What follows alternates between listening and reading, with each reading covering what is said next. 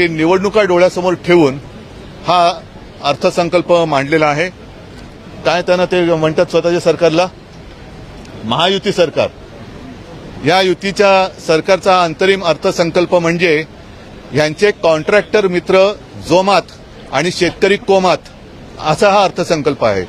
नव्यान म्हणजे पाठचं पुढचं पाठचं सपाट असा अर्थसंकल्प आहे की काय। मला असं वाटतं की आत्ताच्या ज्या महासंचालिका आहेत त्या यातले एक्सपर्ट आहेत, त्यांच्याकडे जरांगे पाटलांच्या फोनचा रेकॉर्ड असेल, आमच्याही फोनचा रेकॉर्ड असेल, देवेंद्र फडणवीसांनी तो घ्यावा।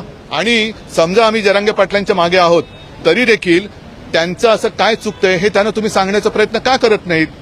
म्हणजे कोणी आंदोलनाला उभं राहिलं तर त्याच्यावरती तुम्ही त्याला गुन्हेगार ठरवायचं। ज्या पद्धतीने उत्तरेतले शेतकरी गेल्या वर्षी 1-1.5 वर्षापूर्वी आंदोलनाला उतरले होते, त्यांना अतिरेकी ठरवण्यापर्यंत मजल गेली। आता जरांगे पाटलांना सुद्धा तुम्ही अतिरेकी ठरवणार आहात का?